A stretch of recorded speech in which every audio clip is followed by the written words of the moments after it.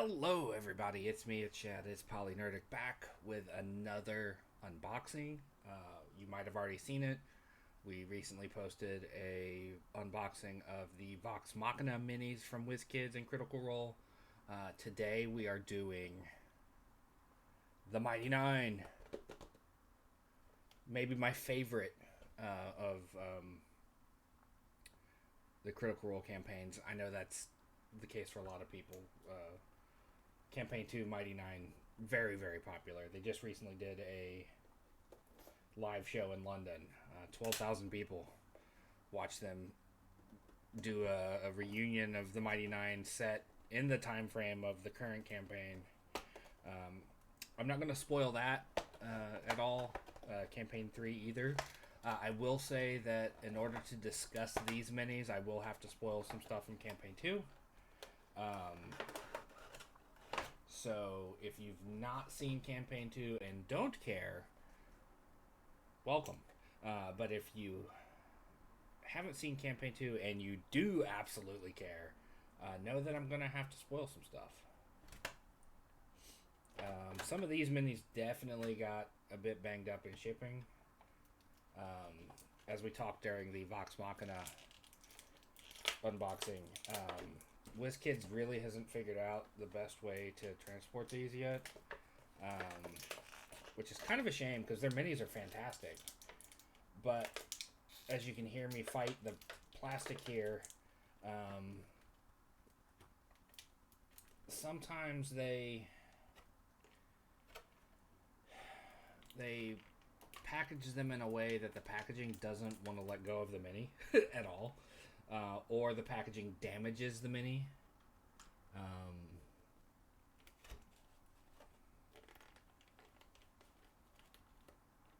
Or like just gravity, the positioning of, like, here's a good example. See how badly bent back that is? Now, thankfully, the WizKids minis can be fixed for the most part. You little hot water, cold water treatment, run them under some really hot water and you can remold them and then dip them immediately in cold water, ice water, and it essentially resets the mold. So they got that going for them. Minis really are an imperfect art though. Like, other companies use more rigid plastic and shit breaks, or resin. I've got a number of resin minis that had to be put back together because they snapped. Usually in shipping, unfortunately.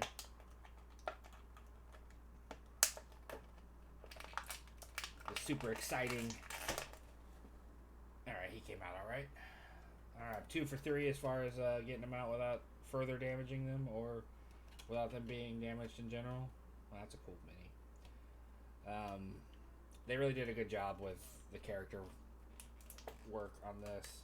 Although I will say it does appear that most of these minis are in the late game wintry outfits that they had. If you know, you know. Try not to, again, spoil too much. But late in the campaign, they were in a cold weather environment, and they all had... Oh, no, I dropped them. Where'd they go? Hold on.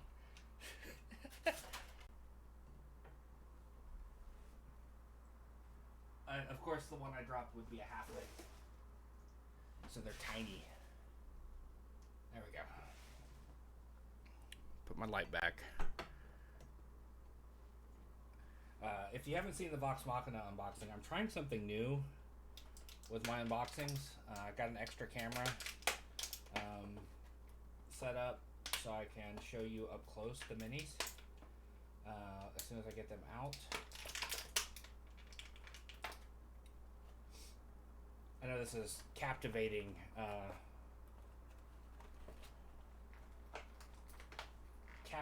television right now, if you will, as I struggle against tightly packaged plastic packaging to pull out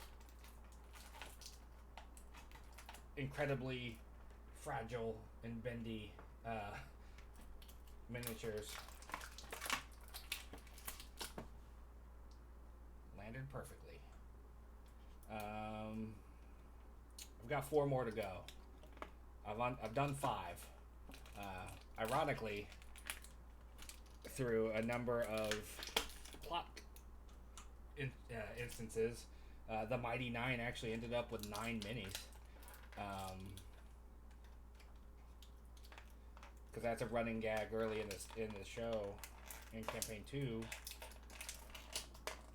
when they make gags about, we lost 2 people. Ford's a little bit too, tragically. I really wish Wizkids, as good as their minis are, they would get their shit together on the packaging, because, man, that's a nice one. That's one of my favorites in the set. Not my favorite character in the bunch, but definitely one of my favorite sculpts. So, I don't know about you, but my favorite characters in the Mighty Nein are the 2 clerics. I talked about it at the end of the Vox Machina unboxing that I have a thing for the clerics in Critical Role, especially in the first 2 seasons.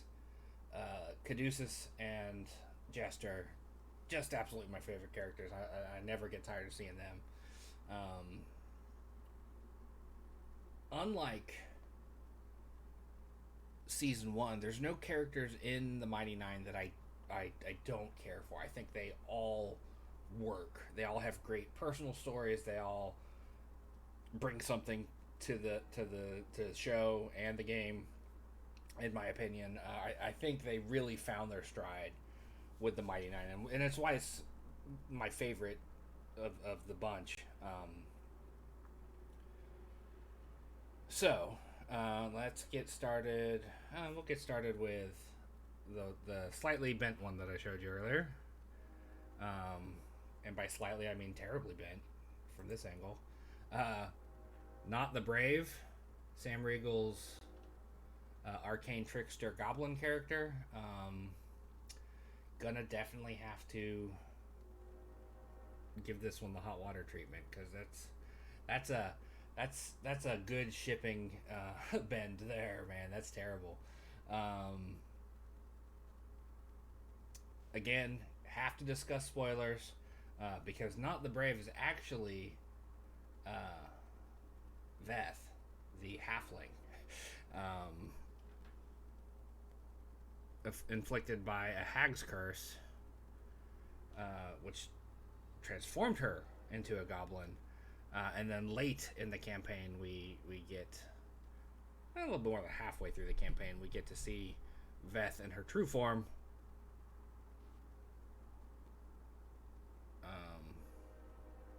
Still a rogue. There, can we focus, please? There we go. Again, not the most ideal setup. I am hoping for better down the line. If I do more of these, we can invest in it. But there's the Veth mini again. Sam Riegel, fantastic character. Good arc overall. I applaud Sam for playing a goblin, in the sense that, like, they largely got away from some of the stereotypes of goblins. Who will we do next? We'll do Caleb. Caleb Whittlegast, Liam O'Brien's character. I like this mini a lot.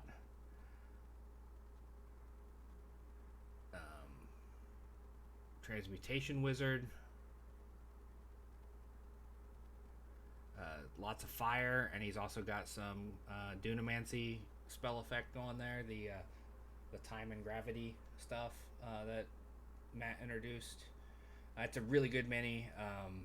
The Dirt Wizard, as he was jokingly called. One of my favorite spellcaster characters across all 3 campaigns. Come to think of it, the only wizard they've had. fantastic character. I liked his arc a whole lot. In fact, his arc has been one of the key arcs to the overall plot of the Mighty Nein. We'll do Ford next. Ford's a character that I initially didn't care a whole lot for, but his story, as it progressed, there we go. Get the whole sword in there, please. There we go. Focus. There we go. Ford is he's a Hexblade warlock who eventually becomes a paladin as well. His story is very interesting. Like he starts out kind of like, honestly, he starts out my least favorite character, and then grows to be one of the better ones. I don't want to spoil the overarching story, but his back and forth with his patron, becoming a paladin of a different god altogether, all of that, super fun story. The Star Razor vestige that he's wielding there, fantastic. Half orc, Travis Willingham. I don't know if I said that. Travis crafted a really great character here. And then, of course, he developed as a player through this character as well.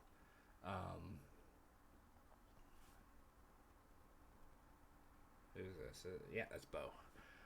Bo has a bent staff. I need to fix that. That's something that did get a bit beat up. Come on, focus. I don't have time for you to not focus. Only one of us in this house is allowed to lack focus, and that's me. There we go. Wait. There we are. Staff needs to get the hot water, cold water treatment. Beauregard Lionette. The only monk that they've had across the 3 campaigns. Cobalt Soul Monk, Matt's own creation. Great character. There was some controversy because of her features. Her being a kind of East Asian designed character, and how that sparked a lot of conversation in the space about different people's comfort levels with playing human characters specifically that are not who you are. Your mileage may vary with that. But Bo's a good character. Her arc was great. Again, another character that, like, at the beginning I was kind of like on. Great abilities. Great role play by Marisha, because Marisha's fantastic. But as the story develops, as we learn who Bo is, as we learn, like, her family history and all of that, if you know, you know. Fantastic character. Mighty Nein, like, I just adore them. I know that doesn't make me unique in any way, shape, or form, but they're beloved for a reason. I'll do Yasha next because her sculpt is amazing. Yasha, the barbarian of the group, ASMR, starts out the campaign with bone wings and eventually gets these nice angelic wings. I think that's a Holy Avenger she's wielding at that point in the campaign.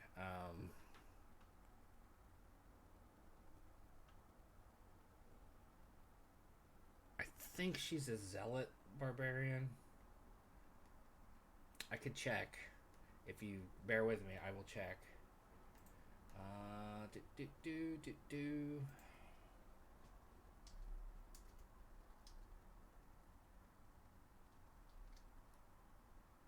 Yasha Nidoran.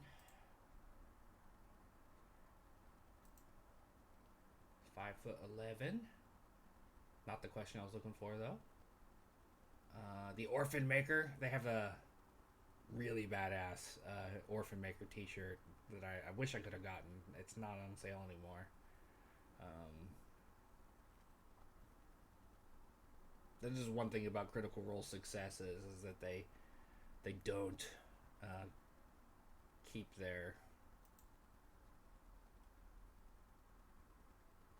Yes, Path of the Zealot for the Stormlord. She's a champion of the Stormlord. Um, just a wonderful character. Again, another character that started out like I'm not too sure about them, and then they ended up being badass and beloved.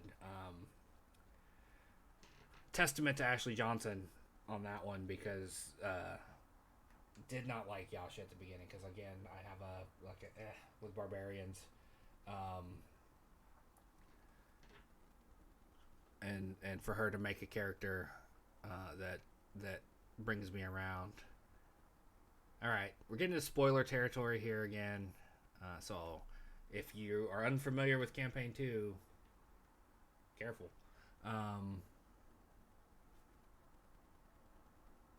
Try to find an angle of him that he's not complete. There we go. There's a good angle of this fine boy. Molly Mock Tea Leaf, Taliesin Jaffe's character at the beginning of the campaign. Blood Hunter, very flamboyant fella. I love tieflings. Tieflings are my favorite ancestry in tabletop games.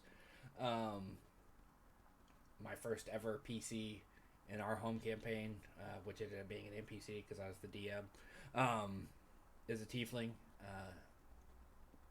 My favorite character in the Mighty Nein is also a tiefling, and it's not this one. Anyway, Molly Mock Tea Leaf, member of the same carnival that Yasha came from, not that I mentioned that, dies fairly early in the campaign. Again, spoilers. He dies during the time that Travis and Laura were away giving birth.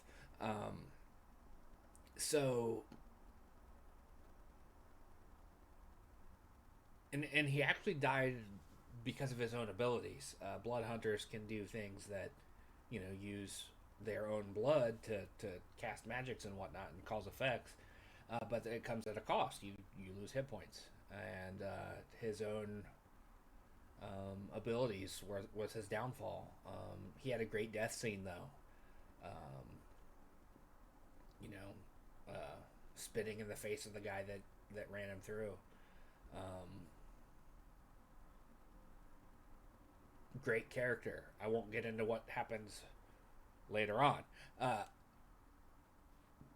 One of my favorite characters, though, in his short time.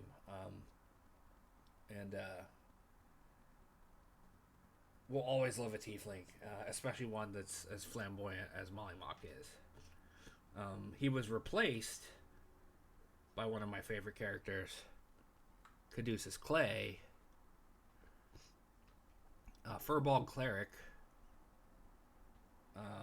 Grave Cleric, which is my favorite kind of cleric in D&D 5e. His current build from the reunion is even better than this get up, because again they went with the winter get ups on these because it was the late game versions of the characters. Caduceus is just so chill and wise, and he's kind of like the spiritual mentor of the group at different points. Of course, these are the 5e variants of Furbolgs, which have a more broad nose. Caduceus is described as almost bovine. I don't really get that from this mini, to be honest. He just looks like a purpley gray with pinkish hair. Very tall man who's out of focus. Come on, bring in the focus.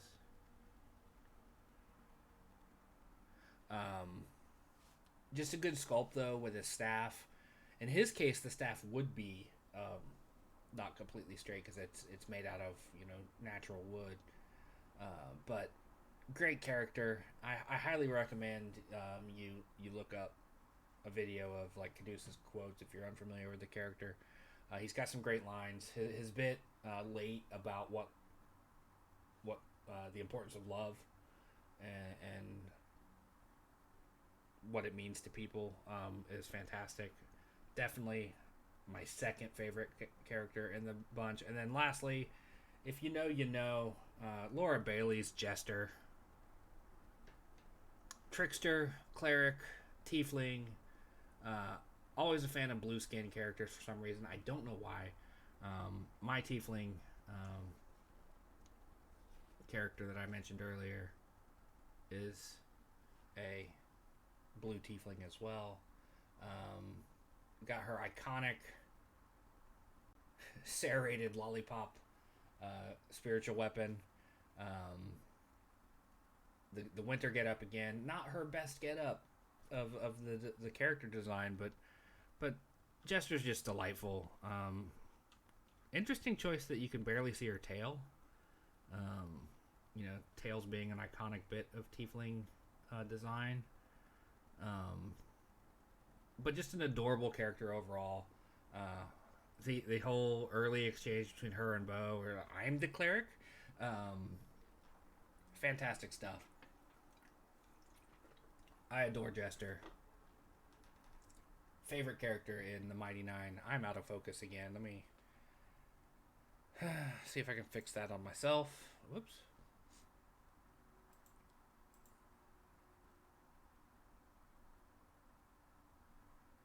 Where did I go? There I am. All right. So there you have it. There's the Mighty Nein set. A fantastic set from Wizkids. Again, my favorite group in Critical Role. A lot of people's favorites, though. There's a reason why people clamor for the Mighty Nein reunion shows.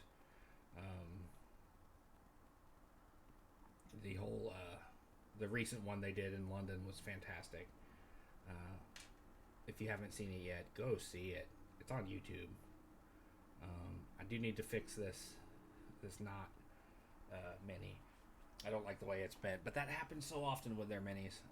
My biggest complaint with their minis. It's better they get bent than broke, though. A lot of the places you get custom minis from, like Hero Forge, or ones that you can get off Etsy, or ones you can print yourself if you have a printer. I have a bunch that were printed for me for Christmas last year that got broke. So I got to like glue the bases back together and futz with them in a way I don't like. Anyway, that was our look at the Critical Role Mighty Nein Wizkids minis. I'm going to do my best to remember to put the card link down below in the down there bit. Make sure you like, follow, subscribe. I want to continue to do more tabletop stuff. My setup isn't great for it, but I'm making do with what I have. I hope you enjoyed this video. I know these minis aren't necessarily new, but they're new to me, and I was delighted to actually get to take a look at them finally and have them in hand. Now I just need to figure out how to work them into my games. Thank you for watching. I'll see you next time right here on the Polynerdic YouTube channel for more unboxings, video game stuff, all of the above. See you soon.